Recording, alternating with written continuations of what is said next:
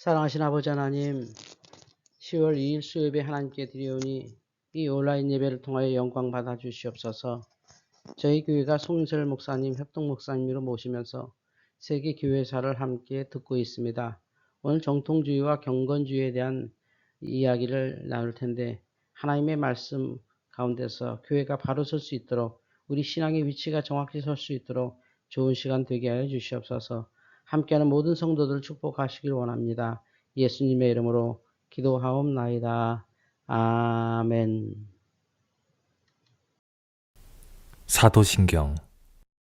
나는 전능하신 아버지 하나님, 천지의 창조주를 믿습니다. 나는 그의 유일하신 아들, 우리 주 예수 그리스도를 믿습니다. 그는 성령으로 잉태되어 동정녀 마리아에게서 나시고 본디오 빌라도에게 고난을 받아 십자가에 못 박혀 죽으시고 장사된 지 사흘 만에 죽은 자 가운데서 다시 살아나셨으며 하늘에 오르시어 전능하신 아버지 하나님 우편에 앉아 계시다가 거기로부터 살아있는 자와 죽은 자를 심판하러 오십니다. 나는 성령을 믿으며 거룩한 공교회와 성도의 교제와 죄를 용서받는 것과 몸의 부활과 영생을 믿습니다. 아멘. 찬송가 220장 함께 찬양 드리겠습니다.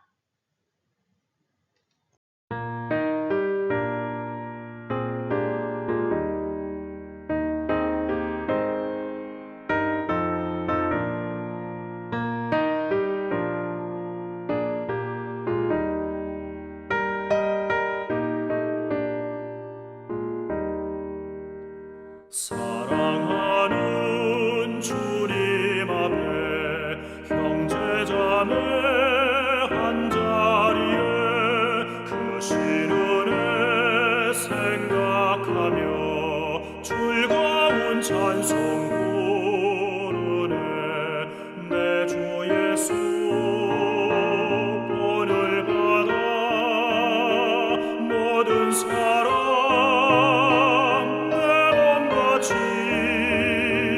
환난 근심 위로하고 진심으로 사랑하세.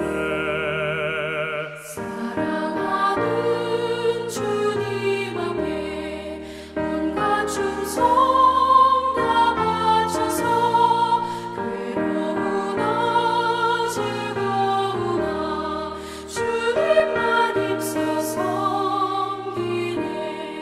우리 주님 거룩한 손 제자들의 어르시사 남 섬기는 종의 도를 몸소에게 보이셨네.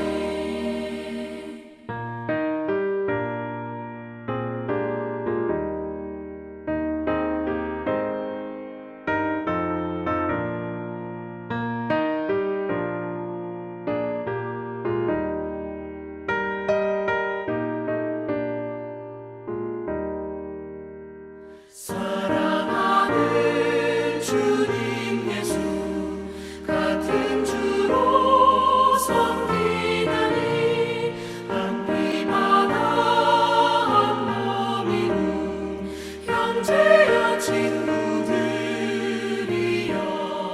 한 몸같이 친밀하고 마음으로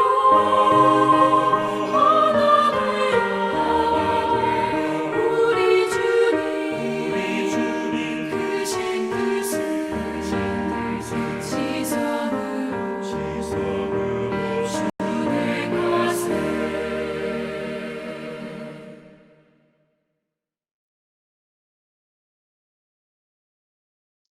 오늘 우리에게 주신 하나님 말씀은 요한복음 5장 36절에서 38절입니다. 요한복음 5장 36절에서 38절입니다. 내게는 요한의 증거보다 더 큰 증거가 있으니 아버지께서 내게 주사 이루게 하시는 역사, 곧 내가 하는 그 역사가 아버지께서 나를 보내신 것을 나를 위하여 증언하는 것이요 또한 나를 보내신 아버지께서 친히 나를 위하여 증언하셨느니라. 너희는 아무 때에도 그 음성을 듣지 못하였고 그 형상을 보지 못하였으며 그 말씀이 너희 속에 거하지 아니하니 이는 그가 보내신 이를 믿지 아니함이라. 아멘.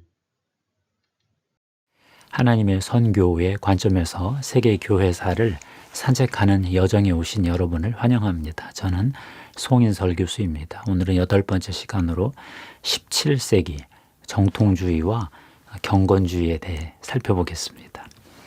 정통주의가 무엇일까요? 자기 교파의 신학이 합리적이다, 제일 정당하다 이렇게 주장하는 신학 사조를 가리킵니다. 우리 교파 신학이 최고다, 너희들은 틀렸다, 그런 거죠. 보통 교회사에서 정통주의 시대 하면 1559년부터 1620년대까지를 가리킵니다. 1559년은 제네바 아카데미가 그 대학이 설립된 해이고요. 1620년대가 되면 각 교파의 조직신학, 교의학이 체계가 완성이 됩니다.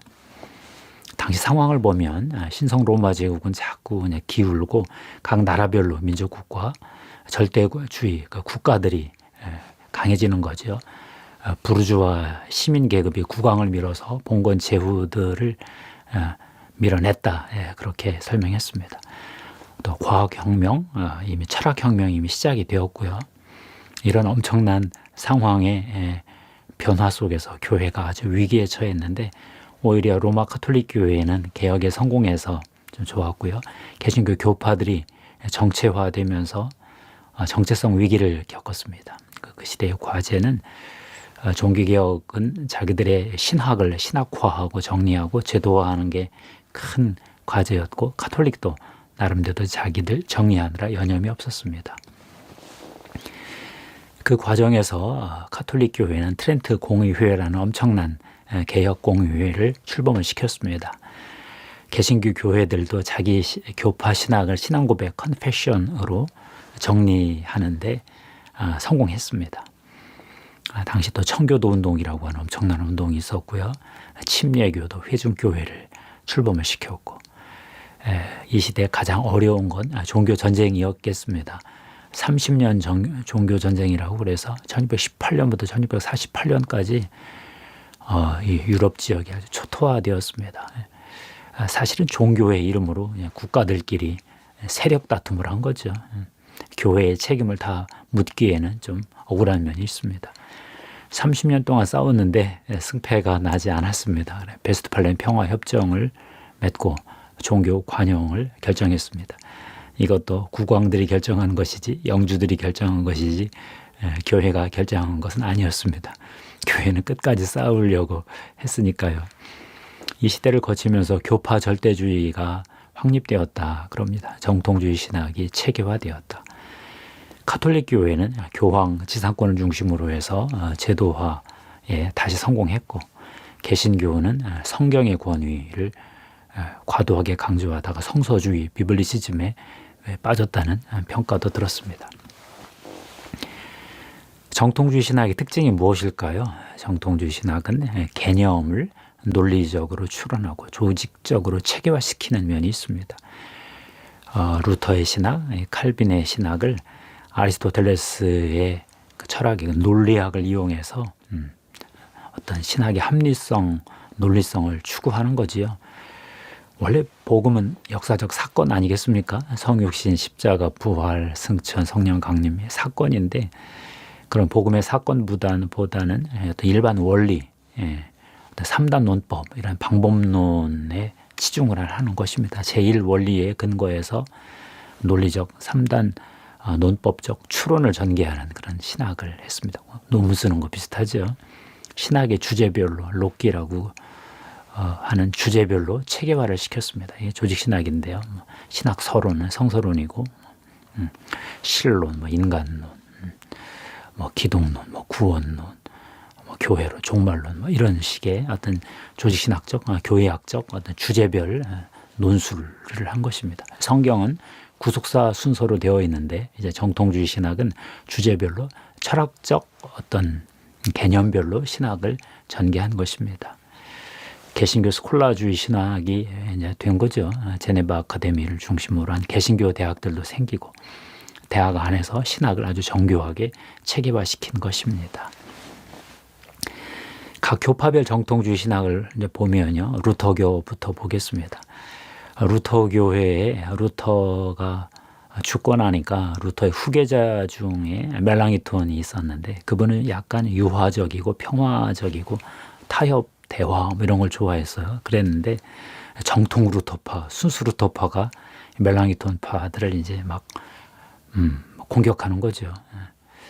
비본질적인 건 아디아포라 논쟁이 다시 벌어졌고 멜랑이톤은 아디아포라는 좀 봐주자 그랬고 순수 루터파는 절대 봐줄 수 없다. 다 일치다. 통일이다. 이렇게 주장을 했습니다.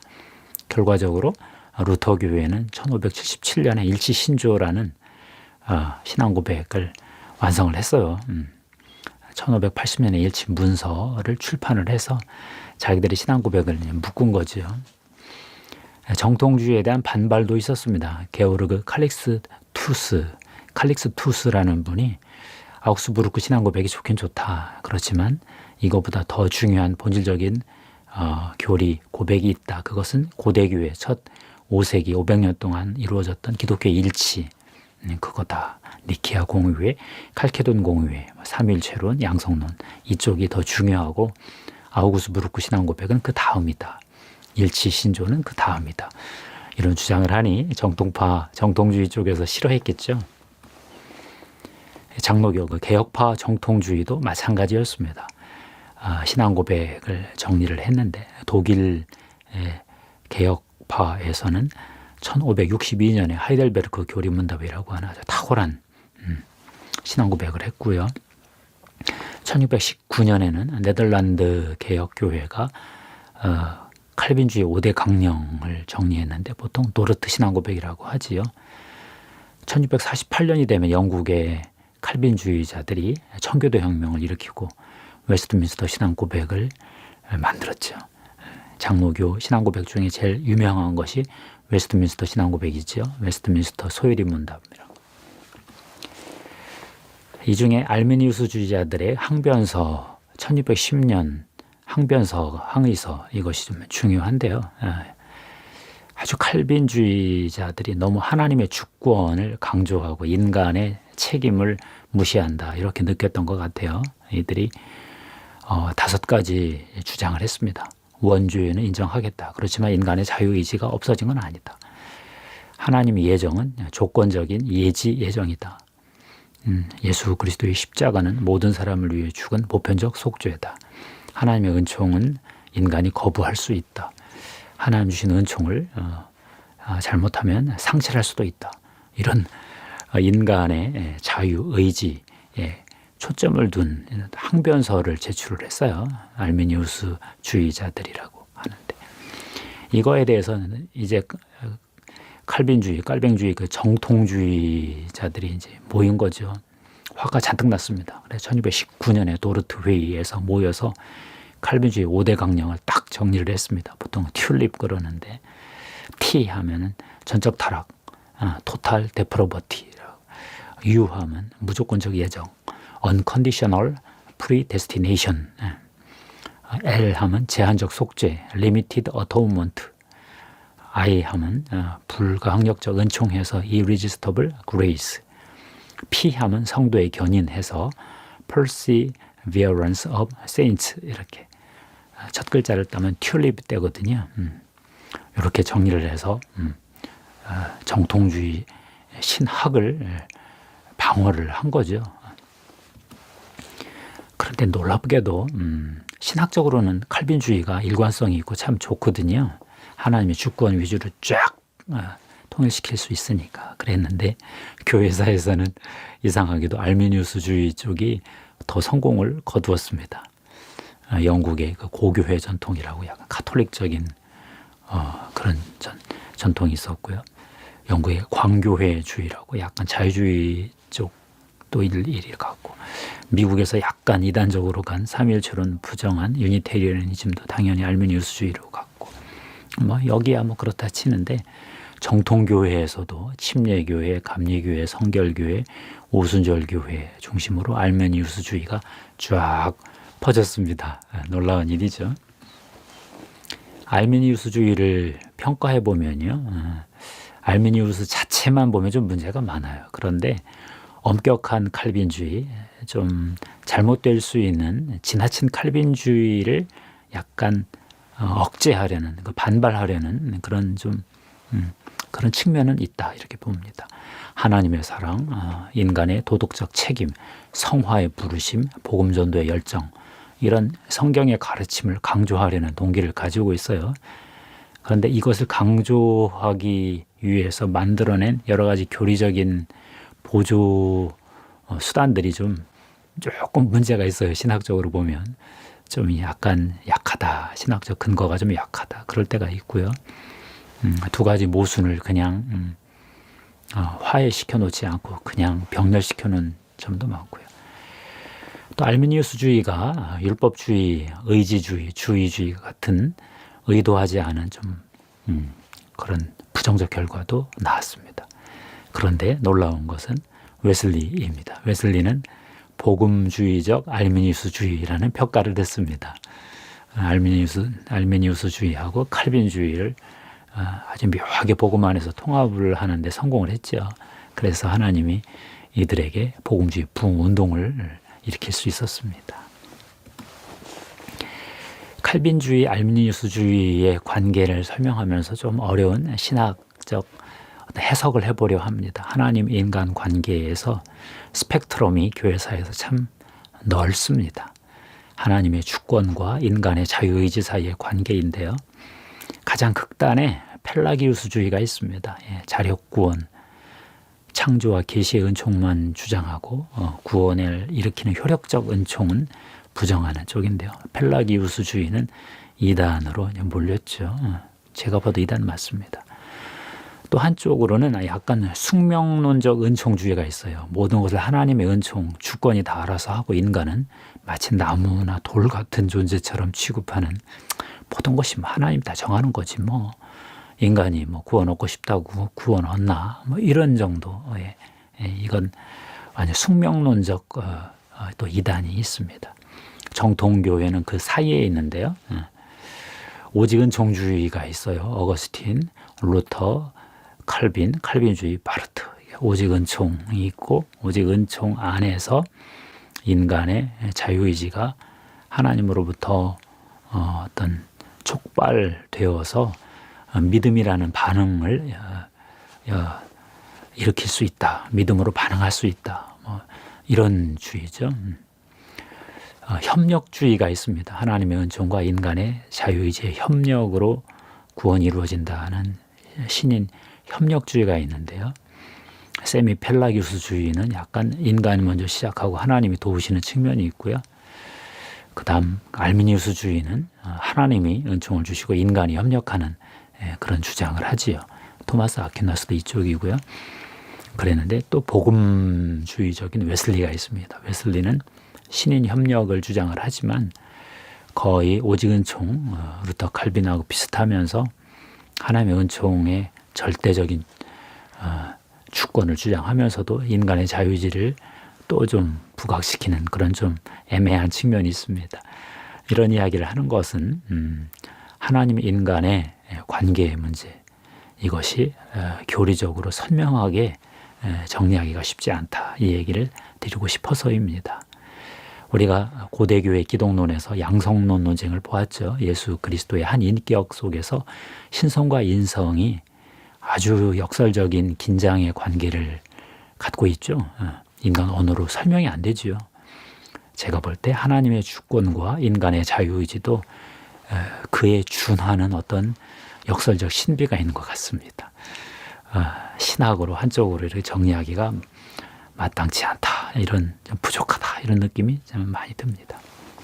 가톨릭 교회는 항상 정통주의죠. 뭐 그들의 맞불 종교개혁 카운터 레포메이션에서 시작을 해서 제1차 바티칸 공의회 1870년에 있었는데 그때 절정에 이르렀고 제2차 바티칸 공의회 1962년, 1965년 그때쯤 가톨릭의 정통주의를 조금 완화시켰죠.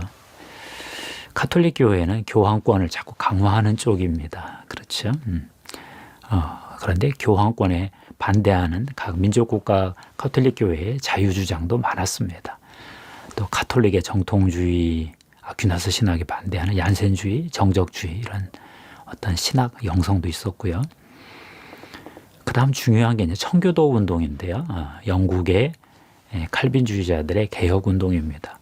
1560년부터 1660년까지 한 100년간 있었는데 엘리자베트 1세 때 그 여왕 시절에 영국 성공회 안에서 가톨릭 교회의 잔재를 정화하려는 운동이었죠. purify, puritan 이런 말이죠. 신앙의 경험적 측면을 강조하고요. 교회의 목회, 목양적 측면을 강조한 개혁파 정통주의의 한 형태다. 보통 성령론이 강한 개혁주의 신학이다. 이렇게 보지요. 청교도 신학자들 중에 유명한 분이 많습니다. 윌리엄 퍼킨스, 윌리엄 에임스, 존 오웬, 리처드 백스터, 조나단 에드워즈. 탁월한 분들이죠. 청교도 신학은 세 가지 기둥이 있습니다. 첫 번째가 성경의 권위. 성경을 인간의 삶의 모든 영역에 다 적용하려고 합니다. 심지어 국가에까지.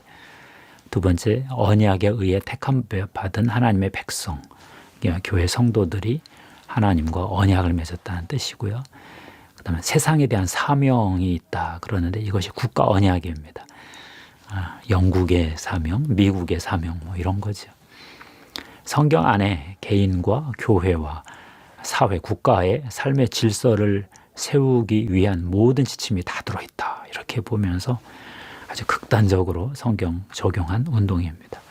결국 실패했습니다. 찰스 1세 왕 때 왕당파하고 내전이 벌어졌죠. 1642년, 49년 청교도 혁명이라고 그러는데 올리버 크롬웰이 이겼습니다. 공화정을 세워놓고 정치를 엉터리로 해서 1660년에 찰스 2세 왕이 다시 들어왔습니다. 왕정 복구라고 그러죠. 그 이후로 청교도들은 영향력을 상실했습니다. 또 찰스 2세가 좀 정치를 잘 못했죠. 1688년에 명예혁명 일어나고 이때 찰스 2세는 쫓겨났고 오렌지 공이 와서 이제 왕이 되었고요. 그가 1689년에 관용령을 내려줘서 청교도들이 자유는 얻었는데 항상 영국에서는 2등 시민이 되었습니다. 그래서 이들은 미국으로 이제 많이 건너가서 이제 건국에 공헌을 했죠. 청교도 중에 한 그룹이 침례교회를 만들었습니다.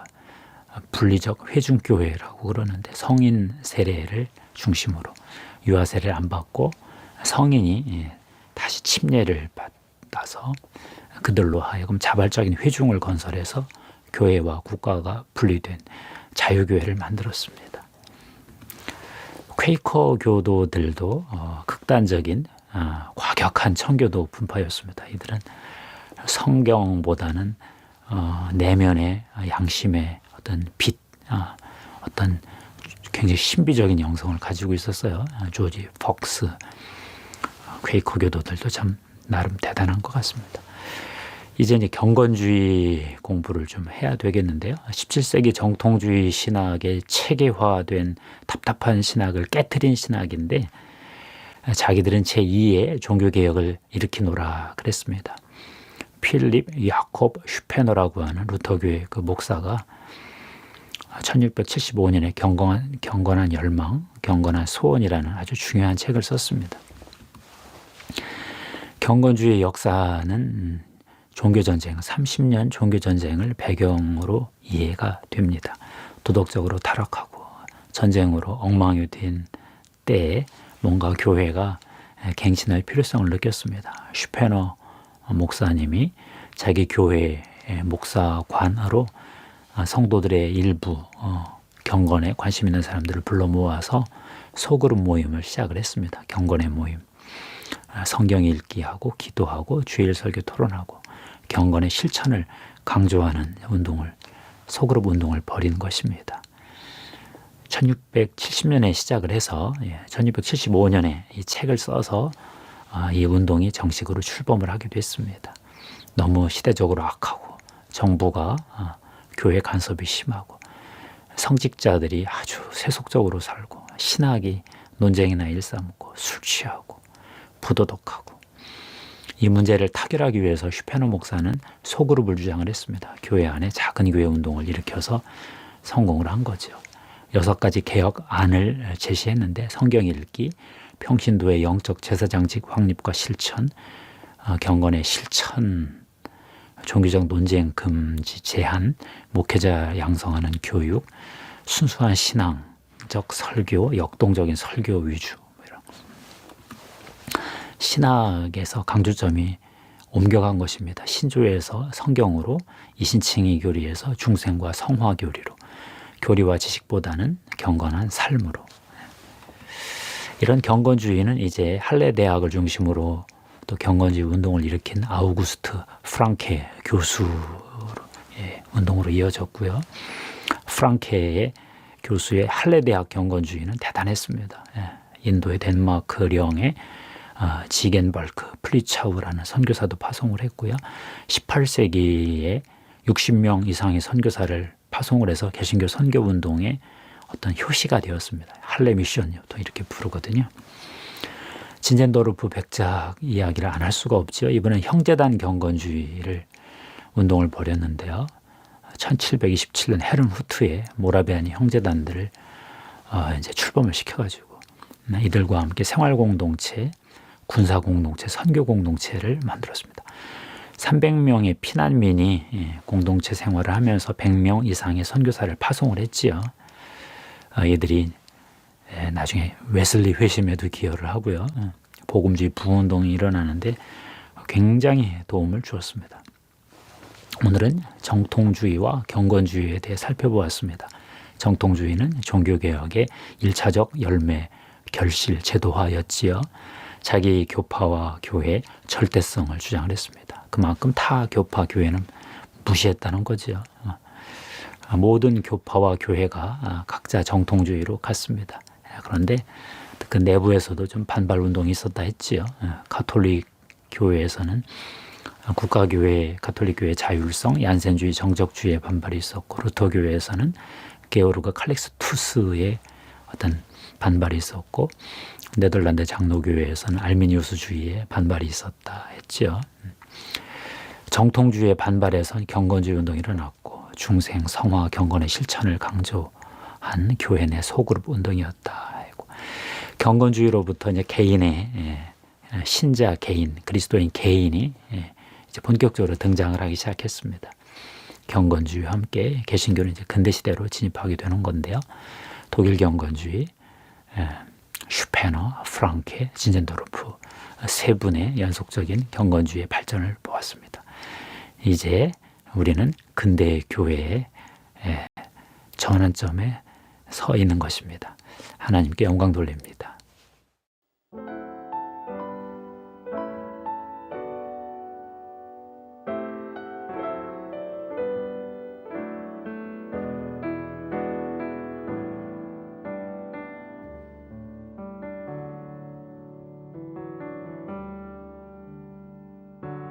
성축해 내 영혼 내 영혼아 거룩하신 이름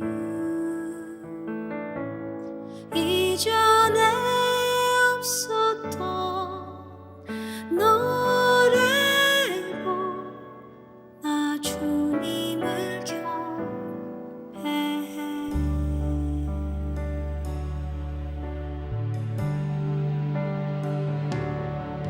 해가 뜨는 새 아침 밝아네 이제 다시 주님 찬양 무슨 일이나 어떤 일이 내게 놓여도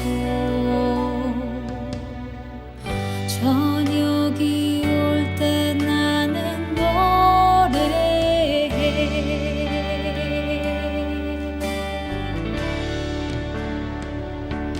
송축해 내 영혼 내 영혼아 거룩하신 이름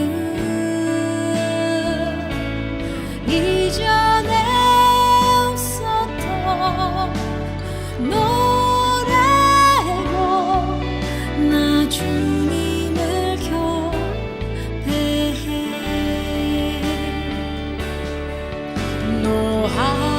노하기를 더디하시는 주 그의 크신 사랑 넘치네 주의 선하신 내가 노래하리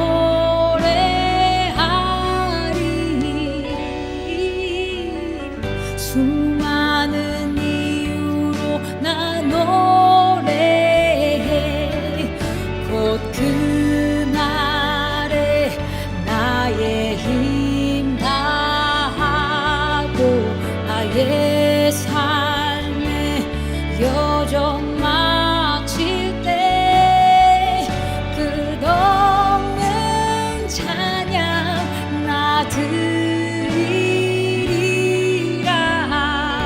드리리라 수많은 세월 지나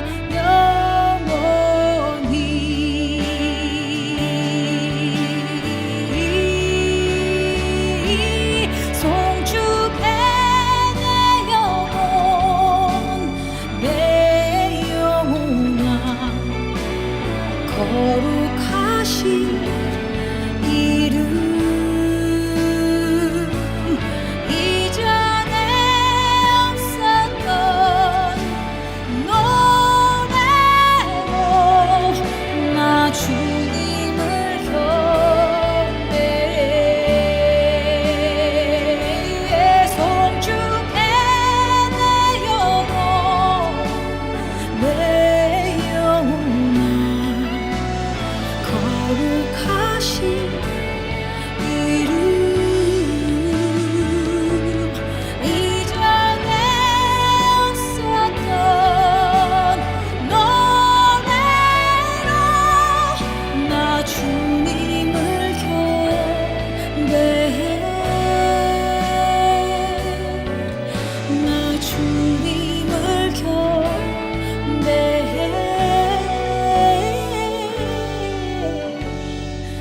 나 주님을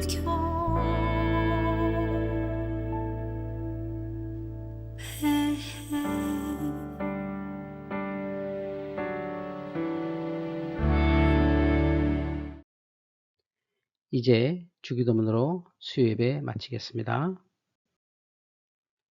하늘에 계신 우리 아버지, 아버지의 이름을 거룩하게 하시며 아버지의 나라가 오게 하시며 아버지의 뜻이 하늘에서와 같이 땅에서도 이루어지게 하소서. 오늘 우리에게 일용할 양식을 주시고 우리가 우리에게 잘못한 사람을 용서하여 준 것 같이 우리 죄를 용서하여 주시고 우리를 시험에 빠지지 않게 하시고 악에서 구하소서. 나라와 권능과 영광이 영원히 아버지의 것입니다. 아멘.